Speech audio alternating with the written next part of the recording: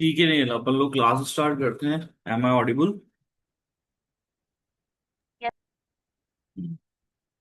तो कल हमने अपना टॉपिक जो है वो बेसिकली एक पॉइंट पे लाके छोड़ दिया था। ठीक है ना? वो पॉइंट क्या था हमारा? वो पॉइंट ये था हमारा कि भाई फ्रेंड्स। हाँ, हमारे ऑब्जेक्टिविटी को लेकर के थ्रेड्स क्या क्या रहेंगे, है ना? तो अब इन्होंने जो क्लासिफिकेशन किया है वो 5 हेड्स में क्लासिफिकेशन किया है: self head, interest, self review, familiarity और इंटिमिडेशन एंड एडवोकेसी। ठीक है? तो ये 5 हेड्स में इन्होंने क्लासिफिकेशन किया है। ये जरूरी नहीं है कि कोई एक थ्रेड अगर एक हेड में क्लासिफाई हो गया तो वो दूसरे हेड में क्लासिफाई नहीं हो सकता। ठीक है? वो कुछ हेड इन्होंने डिस्कशन किए हैं, कुछ ऐसे ऐसे सर्कमस्टांसेस होते हैं जहाँ पे क्लासिफिकेशन एक से ज्यादा मिल जाता है। ठीक है, तो अब ये जो क्लासिफिकेशन है इनको हम समझना चालू करते हैं कि self interest, self review, familiarity. So basically क्या है कि एक हम लोगों को ये देखना है कि भाई क्लाइंट के साथ जब आप वर्क कर रहे हो, ठीक है, तो क्लाइंट और ऑडिटर के बीच का रिलेशनशिप, बस इस चीज पे हम लोगों का फोकस होना चाहिए। ठीक है, अब जैसे इन्होंने फर्स्ट यहाँ पे जो हेड दिया वो सेल्फ इंटरेस्ट दिया है, तो ये कह रहे हैं कि भाई व्हाट इज सेल्फ इंटरेस्ट? जहां पे ऑडिटर का क्लाइंट के बिजनेस में अगर किसी तरह का कोई इंटरेस्ट आ जाए, कोई इंटरेस्ट क्रिएट हो गया क्लाइंट के बिजनेस में। ठीक है, अब वो इंटरेस्ट कैसे क्रिएट हो सकता है? जैसे सर्टेन एग्जांपल्स इन लोगों ने यहाँ पर लिए हैं जिनको अपने को डिटेल में पढ़ना है। ठीक है, अगर कंपनी के शेयर्स आप खरीदते हैं, फीस आपकी ज्यादा हो जाती है, डिपेंडेंट आप हो जाते हैं, आप अपने क्लाइंट से गिफ्ट लेते हैं, लोन्स हो गए, बिजनेस और पर्सनल रिलेशनशिप्स हैं, तो these are the certain examples. तो पहला आइडिया ये कह रहा है कि भाई क्लाइंट के बिजनेस में आपका क्या क्रिएट नहीं होना चाहिए? सेल्फ इंटरेस्ट क्रिएट नहीं होना चाहिए। सिमिलरली दूसरा जो हेड है वो ये कह रहा है सेल्फ रिव्यू। ठीक है, ये क्या है कि अगर कई बार ऐसा होता है कि हम क्लाइंट के साथ इस तरीके से ऑडिटर समहाउ जुड़ा हुआ है कि क्लाइंट के बिजनेस में, ठीक है, जिस काम को ऑडिट करने के लिए किया गया है, ठीक है, वो काम वहां पे खुद ऑडिटर ने किया है। जिस काम को वो ऑडिट करने किया गया है वो काम खुद ही ऑडिटर ने क्लाइंट के बिजनेस में वहां पे किया है। This is called as review, self review. तो अगर अगर मैं क्लाइंट की खुद से अकाउंटिंग करता हूँ और मैं उसी की ऑडिट करता हूँ, तो जिस काम को आप करने के लिए गए थे कि फाइनेंशियल स्टेटमेंट पे ओपिनियन देने के लिए आप गए थे कि financial statement whether they are indicating the true and fair, they whether they are exhibiting the true and fair position of the business or not। तो जो फाइनेंशियल स्टेटमेंट बनाए मैंने खुद ने, उनको मैं ऑडिट कर रहा हूँ, तो कैसे मैं अपना काम इंडिपेंडेंटली करूंगा? कैसे उस काम को मैं ऑब्जेक्टिविटी के साथ करूंगा? होगा ना, आप अपना खुद का काम ही चेक करने के लिए अगर मैं दे दूं तो आप उसमें गलतियां निकालोगे? यस और नो, हाँ या ना? सोचो। नहीं? Yes. So this being the reason कि the second threat is self review. जब आप अपने क्लाइंट के बिजनेस से इस तरीके से रिलेशनशिप में आ गए हो कि आपने ही वहां पे काम किया और अब आप खुद के काम को ही क्या कर रहे हैं यहाँ पर चेक कर रहे हैं। तो self interest is the first thread जो आपका आपकी इंडिपेंडेंस को लेकर के आ सकता है, जब आप खुद इस बिजनेस में अपने क्लाइंट के बिजनेस में इंटरेस्टेड है समहाउ। दूसरा है सेल्फ रिव्यू, जब आप अपने क्लाइंट के बिजनेस से इस तरीके से जुड़े हुए हैं कि वहां आप दूसरा कोई काम कर रहे हैं और बाद में आप ऑडिट उसी काम को कर रहे हैं। ठीक है, third thread is the familiarity thread, जान पहचान। अगर आप अपने क्लाइंट के साथ इस तरीके से रिलेशनशिप में कि आपके साथ उसकी गहरी डीप फैमिलियरिटी क्रिएट हो गई है, वो आपको बहुत अच्छे से जानता है, ठीक है, तो भी एक थ्रेट इसको हम लोग कंसीडर करते हैं towards the independence and objectivity of the auditor. ठीक है, तो ये दिक्कत है अगर मैं किसी को लंबे समय से जानता हूँ। फर्स्ट सी बात है कि दिक्कत ये कि हो सकता है मैं इंडिपेंडेंटली काम नहीं कर पाऊँ, मैं ऑब्जेक्टिवली काम नहीं कर पाऊँ, है ना? आप किसी को लंबे समय से जानते हो ठीक है, और आप जब उसकी फाइनेंशियल स्टेटमेंट्स, उसकी बुक्स ऑफ अकाउंट्स को जब ऑडिट करते हो, तो वो जान पहचान जो होती है ना, वो एक आड़े आ जाती है बेटा काम करने, कि आप ऑब्जेक्टिविटी मेंटेन नहीं कर पाओगे, है ना, आप इंटीग्रिटी मेंटेन नहीं कर पाओगे, आप इंडिपेंडेंस मेंटेन नहीं कर पाओगे। होगा नहीं होगा, ये सुनो। Yes. Similarly the intimidation and advocacy. अब इंटिमिडेशन का मतलब क्या है, जहां डर आ जाए। ठीक है, इंटिमिडेशन मतलब थ्रेट, इंटिमिडेशन मतलब डराना। तो अगर आप अपने क्लाइंट से इस तरीके के रिलेशनशिप में जहां पे आपके अंदर एक थ्रेट है, एक डर है, तो भी ये आपकी इंडिपेंडेंसी को अफेक्ट करेगा। आप इंडिपेंडेंटली काम नहीं कर पाओगे। आप ऑब्जेक्टिविटी, जो चीज आपको दुनिया के सामने लानी चाहिए थी अपने क्लाइंट के बारे में, वो आप दुनिया के सामने नहीं ला पाएंगे। ठीक है, and the last one is the advocacy. जब आप क्लाइंट की वकालत कर रहे हैं, वकालत करने से मतलब है जब आप क्लाइंट की ऑडिट करने के अलावा आपने क्लाइंट की तरफदारी करी हो, ठीक है, आपने उसका रिप्रेजेंटेशन किया हो, ठीक है, आप उसके इंटरेस्ट के लिए काम कर रहे थे पहले, ठीक। तो होता क्या है कि ऐसा नहीं है कि हम एसीसीए कर रहे हैं तो हमारे पास सिर्फ एक ही काम है ऑडिट करने का। एसीसीए करने में तो आप बहुत सारे सब्जेक्ट्स पढ़ रहे हैं ना, तो से for example you have gain the expertise in taxation matters, और आप अपने क्लाइंट के लिए टैक्सेशन अथॉरिटी, कोई क्लाइंट को टैक्स का नोटिस आ गया टैक्स डिपार्टमेंट का, और आप अपने क्लाइंट को बचाने के लिए वहां चले गए। ठीक है, तो आपने अपने क्लाइंट का रिप्रेजेंटेशन किया, आपने अपने क्लाइंट की एडवोकेसी करी है। ठीक है, ये भी एक तरीके का थ्रेट है, इसकी वजह से भी ऐसे हो सकता है। रीजन कि आप इंडिपेंडेंटली एंड ऑब्जेक्टिविटी से काम नहीं कर पाए। ठीक है भाई, चारों चारों पॉइंट समझ में आया, पांचों पॉइंट समझ में आ गए भाई, क्या क्या थ्रेट्स हम लोगों की जो क्लासिफिकेशन है basically. First one is the self interest, जब आपका अपने क्लाइंट के बिजनेस में इंटरेस्ट हो। The second one is the self review, जो अपने क्लाइंट के बिजनेस में किए गए काम को खुद से रिव्यू कर रहे हैं, है ना, आपने खुद ने काम किया और आप रिव्यू करने का काम भी खुद कर रहे हैं। ठीक है, थर्ड वन इज द फैमिलिटी, जान पहचान लंबे समय से होना। Fourth one is the intimidation, आपके अंदर किसी तरह का कोई डर है। And the fifth one is the advocacy, जब आपने खुद को क्लाइंट को किसी मैटर में क्या किया हो, रिप्रेजेंट किया हो। ठीक है, अब ये तो हमने ऐसा शॉर्ट में पढ़ लिया, but this this being the very detailed topic, जो पूरे चैप्टर में हम लोगों को यहाँ पे दिया गया। अभी मैंने सिर्फ हेड समझा दिए, हेड के अंदर जो सर्टेन एग्जांपल डिस्कस किए गए थे, वो सारे एग्जांपल हमको डिटेल में पढ़ने पड़ेंगे। I hope it is clear, Nehal and Aditya. Yes sir.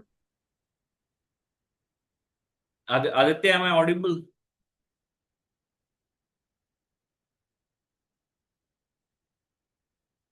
ठीक है, अच्छा मैसेज आ गया।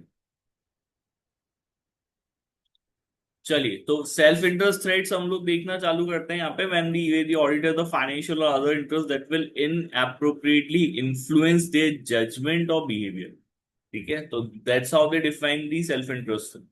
ठीक है, तो आपका खुद का अपने क्लाइंट के बिजनेस में किसी तरह का फाइनेंशियल या फिर दूसरा इंटरेस्ट है, जिससे कि आपका जजमेंट, आपके निर्णय लेने की जो पावर है ना, शक्ति है, या आपका बिहेवियर इन एप्रोप्रिएटली क्या होता है, इन्फ्लुएंस होता है। ठीक है, first first example they have discuss the fee dependency. क्या होता है कि आप अपने क्लाइंट के साथ काम करते हो तो आपको समय से अपनी फीस लेते रहना चाहिए। ठीक है, पहली बात तो ये। दूसरी बात, हम लोग सब पैसों के लिए काम करते हैं, ये बात आप लोगों को पता है, फ्री फुकट कोई काम नहीं करता। नहीं करता ना, फ्री फुकट काम करता है क्या कोई, ये बताओ। No sir. तो हम ये पढ़ाई इसलिए कर रहे हैं कि भाई हम जाएंगे और हम जो है वो पैसे के लिए काम करना चालू करेंगे। But like in audit firms ये बहुत डिफिकल्ट है, क्योंकि आप समझो मार्केट में कंपटीशन भी बहुत ज्यादा होगा। आप अकेले ऑडिटर नहीं हो मार्केट के अंदर, आपके आपके competitor they are already well establish in the market.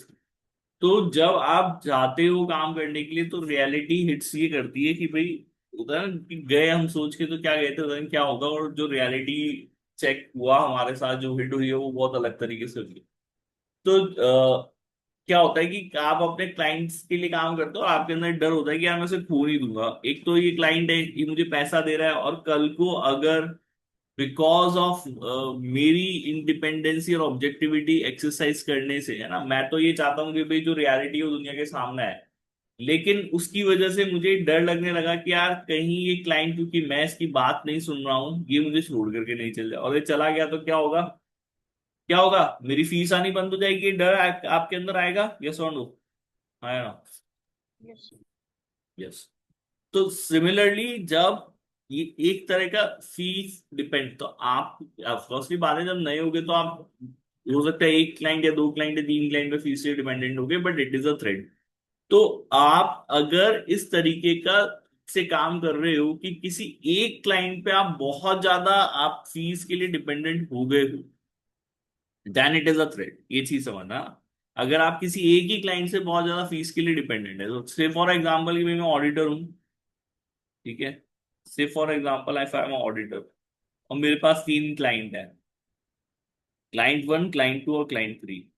अब ये जो क्लाइंट थ्री है हमारा, ये मेरी साल में जितना मैं पैसा कमाता हूं ना, उस पैसे में से 50% फीस मेरे पास सिर्फ और सिर्फ एक ही क्लाइंट से आती है। तो मेरे को, मेरे अंदर ये डर रहेगा कि ये वाला जो क्लाइंट है, C3, है ना, मैं इसके ऊपर बहुत ज्यादा फी डिपेंडेंट हो गया ना, मैं फी डिपेंडेंट भाई इसके ऊपर आया ना, ये सुनो। यस। तो मैं बहुत ज्यादा फीस डिपेंडेंट हूँ इसके ऊपर। ठीक है, तो ये एक तरीके का क्या क्रिएट हो गया, ये एक थ्रेड क्रिएट हो गया। अब हमारे एथिक्स क्या कहते हैं कि क्या हमें इसके लिए काम करना चाहिए या नहीं करना चाहिए? तो ऐसा नहीं है, हम प्रोफेशनल्स, हमने हमारे लिए सब रास्ते बना के रखे हैं। तो आपके लिए जरूरी नहीं है कि आप उसका काम छोड़ दें। व्हाट इज इंपॉर्टेंट कि आप इस थ्रेड को क्या करेंगे, इस थ्रेड को हम लोग यहाँ पे रिड्यूस करेंगे टू एन एक्सेप्टेबल लेवल। उस लेवल तक हम लोग रिड्यूस करेंगे जो कि एक्सेप्टेबल हो टू द यूजर। ठीक है, तो रिड्यूस कैसे होगा? रिड्यूस ऐसे होगा, हम इसका एग्जाम देखते हैं, पर पहले देखेंगे कि हम फीस के लिए डिपेंडेंट है या नहीं है। तो पहली बात तो, अगर एक लार्ज प्रोपोर्शन फीस, आप एक ही, आपका कोई फर्म या पार्टनर आपकी किसी एक ही क्लाइंट से एक लार्ज प्रोपोर्शन फीस ले रही है, ठीक है, तो ओवर डिपेंडेंसी ऑफ फीस की वजह से हो सकता है कि जो एडजस्टमेंट्स आपको उनको बोलने चाहिए थे वो आपने फाइनेंशियल स्टेटमेंट्स में उनको नहीं बताया, क्योंकि आपको डर था कि अगर मैं उसको बोलूंगा कि भाई फाइनेंशियल स्टेटमेंट में ये सब चेंजेस करो, ठीक है, इफ इट, अगर वो एग्री नहीं होता तो ये क्लाइंट मुझे छोड़ करके जा सकता है। ठीक है। अच्छा, लेकिन आप फीस के लिए डिपेंडेंट है नहीं है, this this will be again depend on certain factors. तो ये थ्रेट आपको है या नहीं है, इसके लिए क्या क्या चीजें। एक तो operating structure of the firm.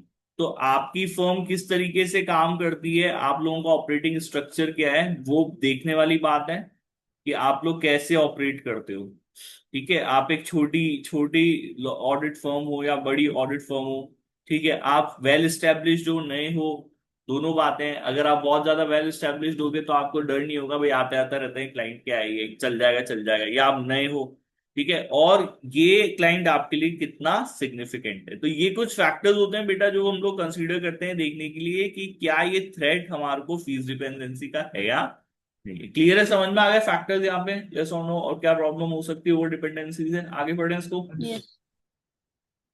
तो इन्होंने जो सेफगार्ड हम लोगों को दिए हैं, वो सेफगार्ड का क्लासिफिकेशन इन्होंने अलग अलग कर दिया। इन्होंने बोला कि भाई आप किस कंपनी के लिए ऑडिट कर रहे हो वो देख लो। अगर वो कंपनी नॉन लिस्टेड है, अदरवाइज वो कंपनी लिस्टेड है। लिस्टेड नॉन लिस्टेड में समझते हो बेसिकली, नॉन लिस्टेड जो क्लाइंट्स होते हैं उनमें ज्यादा पब्लिक इन्वॉल्वमेंट नहीं होता। जो लिस्टेड कंपनीज होती हैं वो, जो हमारे स्टॉक एक्सचेंज जैसे रिलायंस पे लिस्ट हो सकती है, ये चीजें हो सकती है, तो वो फर्क होता है। एक सेकंड, ये बंद कैसे होती है?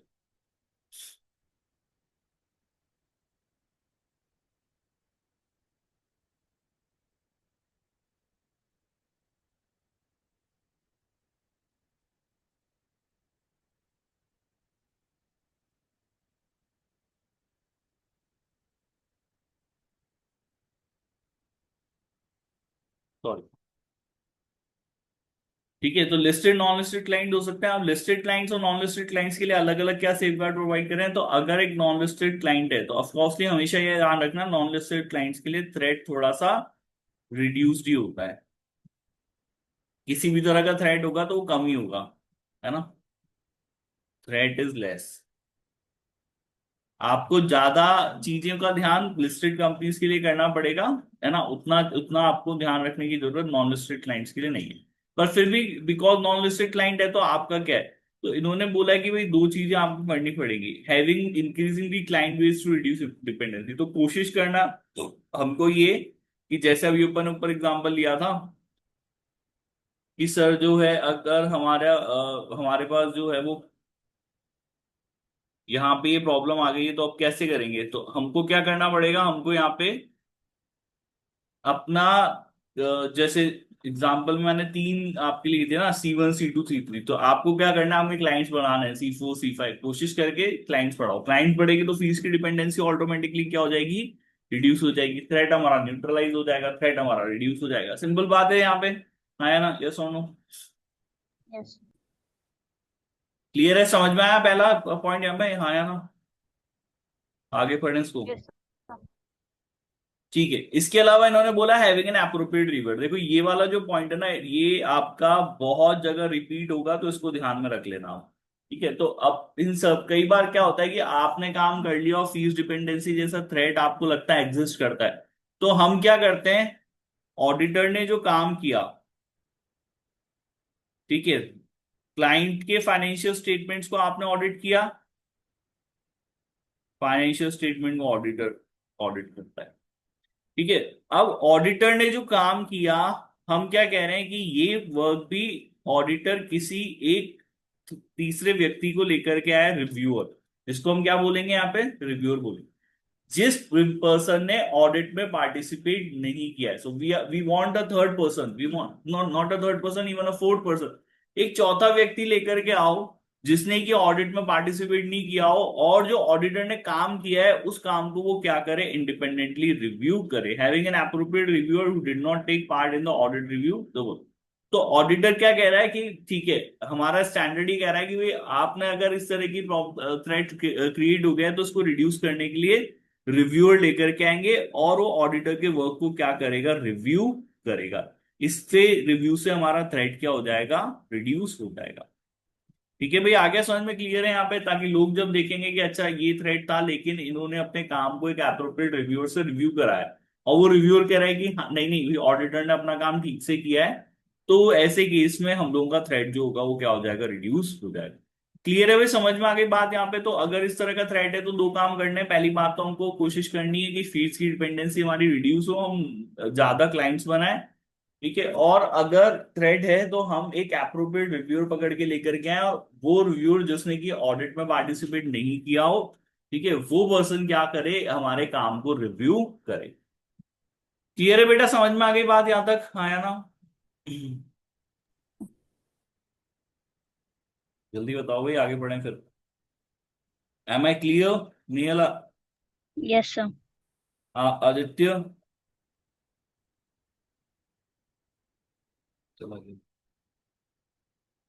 नेक्स्ट हमारा है कि अगर आपकी कंपनी लिस्टेड है तो फिर देखो थोड़ी सी क्या होती है चीजें, हमको ध्यान ध्यान रखनी पड़ती है। तो लिस्टेड के लिए हम लोगों का ये R410.4, ये बेसिकली हमारा ISBA ने जो और ACCA ने जो स्टैंडर्ड्स दिए हुए हैं ये वो है। ठीक है, तो अगर if the client is listed client, तो फिर इन्होंने क्या किया है, इन्होंने फिक्स कर दिया है कि अगर आप किसी लिस्टेड क्लाइंट के लिए ऑडिट कर रहे हो और उस लिस्टेड क्लाइंट से आपकी टोटल फीस का 15% उस एक ही क्लाइंट से अगर आप रिसीव कर रहे हो, ठीक है, इन दी to consecutive years, in the to consecutive, एक साल में नहीं, 2 साल में बोला है ना, दो लगातार 2 सालों से आपकी टोटल फीस का 15% का हिस्सा आपको सिर्फ उस लिस्टेड क्लाइंट से आ रहा है, तो ये थ्रेट नेचुरली अराइज होगा, we will consider it as a threat, हम इसको थ्रेट मानेंगे। पहली बात तो ये, तो ये चीज आपको ध्यान रखनी है, लिस्टेड क्लाइंट के लिए बेटा 15% का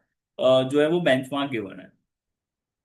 ठीक है, अब अगर ऐसा है तो है क्या कि भाई क्या होता है कि बोर्ड ऑफ डायरेक्टर्स होते हैं, ठीक है, और एक होता है TCWG, दैट इज दोस्त चार्ज विद गवर्नेंस। अब बहुत सारे केसेस में ये लोग किसी कंपनी में एक ही हो सकते हैं, बहुत सारे केसेस में ये लोग अलग अलग हो सकते हैं।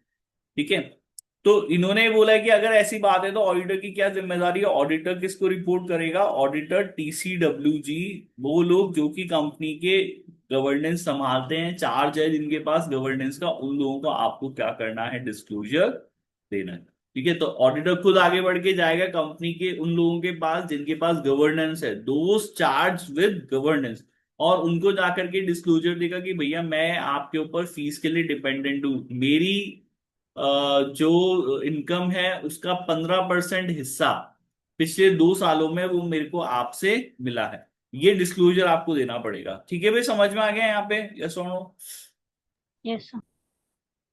ठीक है, अगेन हमको यहाँ पे क्या कराना है, ऑडिटर को अपने वर्क को रिव्यू कराना है वापस से। बट अब जो रिव्यू होगा वो रिव्यू थोड़ा अलग होगा। It is consider, it will be called as engagement quality review.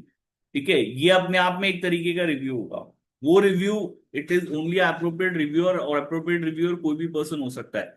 Engagement quality review थोड़ी सी क्या होती है, अलग एक्सरसाइज होती है। होता वही है, एक फोर्थ पर्सन ही होगा जो रिव्यू करेगा, लेकिन वो पूरी एंगेजमेंट क्वालिटी को क्या करेगा, रिव्यू करेगा, by person not a member of the audit firm expressing the opinion और by the professional regulatory body. हालांकि ये आपके ऑडिट फर्म का ही मेंबर कर सकता है, ठीक है, या फिर कोई दूसरी प्रोफेशनल रेगुलेटरी बॉडी। और ये कब कराना है, मतलब पूरी एंगेजमेंट, हमने जो पूरा काम किया है उस पूरी एंगेजमेंट को हमें क्या कराना पड़ेगा, इसका क्वालिटी रिव्यू कराना पड़ेगा कि हमने जो काम किया, हमने जो सेवा दी है, हमने जो सर्विसेज दी है, उसको पूरी को क्वालिटी को रिव्यू कराना है। और ये कराना कब है, तो इन्होंने बोला है कि ये आप पोस्ट इश्यू भी कर सकते हो या प्री इश्यू भी कर सकते हो। What is post issue and pre issue? बात है कि आपने अपनी ऑडिट रिपोर्ट इश्यू करी है, नहीं करी है, तो इस काम को ऑडिट रिपोर्ट इश्यू करने के पहले और ऑडिट रिपोर्ट इश्यू करने के बाद में दोनों कराया जा सकता है। ठीक है, सेकेंड ईयर, पहले साल की कोई दिक्कत नहीं है, लेकिन दूसरे साल में भी अगर आपकी फीस डिपेंडेंसी रही है तो सेकेंड ईयर दूसरे साल की ऑडिट रिपोर्ट जारी करने से पहले, इश्यू करने से पहले इस रिव्यू को कराया जा सकता है, या बाद में इस रिव्यू को कराया जा सकता है। ठीक है, समझ में आ गया बेटा यहाँ पे, यस और नो? Yes. जल्दी बताओ भाई, क्लियर है नहीं है, हाँ या ना? Yes, sir. ठीक है, तो अब इन्होंने लेकिन एक यहाँ पे R41 10.5 एक स्टैंडर्ड में बोला है कि अगर सिग्निफिकेंटली एक्सीड करता है, मतलब एक होता है कि ये किसी का 15-16% है, सिग्निफिकेंटली एक्सीड करने का मतलब है किसी का 25%, 30%, 40%, 50%। तो अगर आप अपने लिस्टेड क्लाइंट पे इतना ज्यादा फीस डिपेंडेंट हो, सिग्निफिकेंटली आप 15% से बहुत ज्यादा फीस डिपेंडेंट हो, तो इन्होंने सजेस्ट किया है कि सेकेंड ईयर कि ऑडिट रिपोर्ट इश्यू करने से पहले ही आपको क्या कराना चाहिए, एंगेजमेंट क्वालिटी का रिव्यू कराना चाहिए। ठीक है, समझ में आया बेटा यहाँ पे, ताकि थ्रेट को हम लोग एक्सेप्टेबल लेवल तक रिड्यूस कर सकें। क्लियर है, हाँ या ना? Yes, sir. ठीक है, नेक्स्ट हमारा जो एग्जांपल था वो गिफ्ट एंड हॉस्पिटैलिटी था।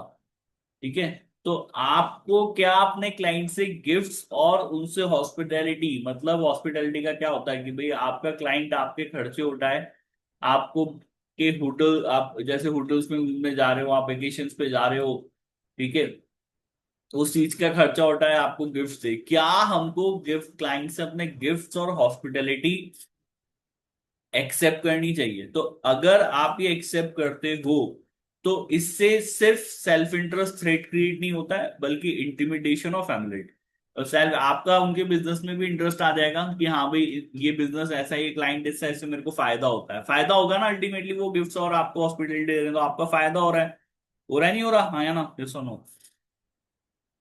You are getting Yes, sir. Benefits from your client business. तो गिफ्ट्स और हॉस्पिटैलिटी लेने से आपका इंटरेस्ट क्रिएट होता है, आपका बेनिफिट होता है बिजनेस से। ठीक है, इंटिमिडेशन, फिर जिससे आप इस तरह के गिफ्ट्स एंड हॉस्पिटैलिटी लेंगे तो आपका, आपको उसके काम में कमी, उनके फाइनेंशियल स्टेटमेंट्स में जो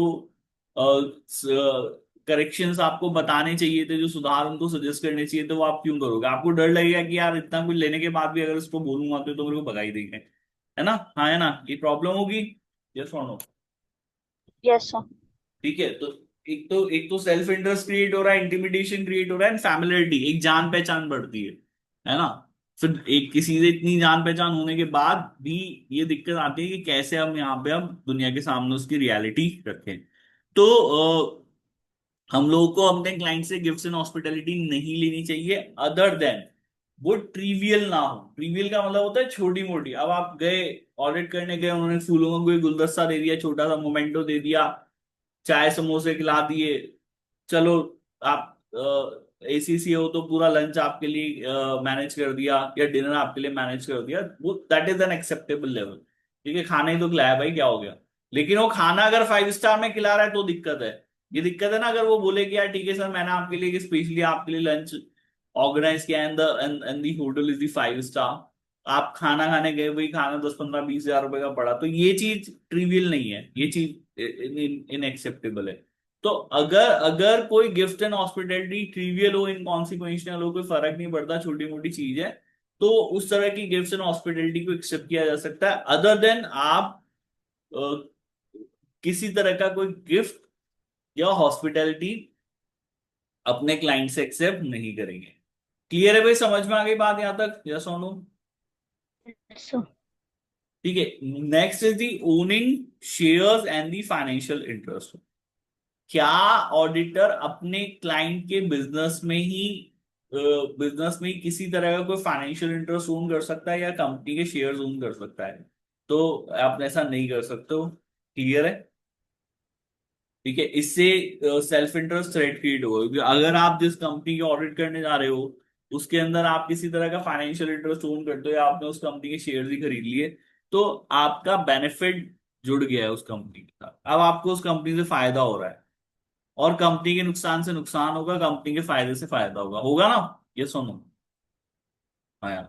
yes sir, The auditor will want to maximize return from the investment and overlook audit adjustment which would affect the value of the, तो ऑडिटर क्या करेगा, ऐसे एडजस्टमेंट नहीं बोलेगा जिससे कि कंपनी को नुकसान होता हो, बल्कि सिर्फ वही एडजस्टमेंट बताएगा जिससे कंपनी को फायदा होता हो।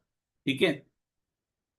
When evaluating the threat, the factor which should be considered include who holds the financial interest, whether the financial interest है। तो ये देखना, अब ये थ्रेड का इवेल्युएशन देखो थोड़ा सा डिफिकल्ट है। ये थ्रेड आपको है या नहीं, और है तो कितना सिग्निफिकेंट है ये देखना पड़ेगा, थोड़ा सा है। ठीक है। तो ये देखना है कि फैक्टर इसके क्या क्या है, include who holds the financial interest, पहले तो ये देखना पड़ेगा कि आपका फाइनेंशियल इंटरेस्ट कौन होल्ड करता है। ठीक है। और कितना होल्ड करता है, पहली बात तो करता है और कितना होल्ड करता है। ठीक है। अब हु में क्या है कि भाई देखो, डायरेक्ट और मटेरियल डायरेक्ट और financial interest in the audit client must not bear, तो इन्होंने बोला है कि डायरेक्ट और इनडायरेक्ट, न तो ऑडिटर को डायरेक्टली, तो ऑडिटर का डायरेक्टली कब होगा, जब ऑडिटर इटसेल्फ कोई इंटरेस्ट ओन करता है ना, डायरेक्टली तो तब हो गया जब ऑडिटर का खुद का ही इंटरेस्ट हो, खुद ही उसने फाइनेंशियल इंटरेस्ट ओन कर रखा हो, खुद ही कंपनी के शेयर हो सकते हैं उसने ओन कर रखे हो। लेकिन कई बार डायरेक्टली नहीं होकर के वो मटेरियल इनडायरेक्ट हो जाता है, तो ऑडिटर खुद नहीं करता, कौन कर सकता है, ऑडिटर के रिलेटिव्स कर सकते हैं। ठीक है। ऑडिटर के पार्टनर्स कर सकते हैं, या ऑडिटर की नेटवर्क फॉर्म कर सकती है। ठीक है। ये सब लोग हो सकते हैं, आपके रिश्तेदार हो सकते हैं, पार्टनर हो सकते हैं, और आपकी नेटवर्क फॉर्म हो सकती है। अब पार्टनर्स का क्या मतलब क्या है, से फॉर एग्जांपल एक ऑडिट फॉर्म है ए बी सी। ठीक है, 3 पार्टनर है ए बी और सी। ठीक है। अब एक क्यू लिमिटेड करके कंपनी है जिसका, जो आपकी क्लाइंट है ना बेटा, और आप इसकी ऑडिट कर रहे हो और ऑडिट में एंगेजमेंट पार्टनर ए है, और इंटरेस्ट इसके अंदर कौन ओन करता है, सी इसके अंदर फाइनेंशियल इंटरेस्ट ओन करता है। ठीक है। तो ए डायरेक्टली ओन नहीं कर रहा, लेकिन ए का जो पार्टनर है उसकी ऑडिट फर्म में, दैट इज सी, वो क्या करता है, फाइनेंशियल इंटरेस्ट ओन करता है। तो ये भी तो है ना कि भाई आप तीनों पार्टनर, जो सी आपको आकर के बोले भाई मेरा नुकसान हो जाएगा, अगर कल को तू क्यू लिमिटेड के को ये एडजस्टमेंट जो बता रहा है, अगर वो ये करेगी तो कंपनी के शेयर्स क्या होंगे, वो गिर जाएंगे मार्केट के अंदर। तो सी ने बोला ए को, तो ए ने बोला चलो ठीक है भाई, तू तो मेरा ही पार्टनर है तो मैं ये काम नहीं करता। ठीक है। तो इससे भी एक थ्रेट क्रिएट हो रहा है कि आप जो है वो रियलिटी दुनिया के सामने नहीं लेकर के आओ, क्यू लिमिटेड की, हो रहा है ना थ्रेट, हाँ या ना? ये चीज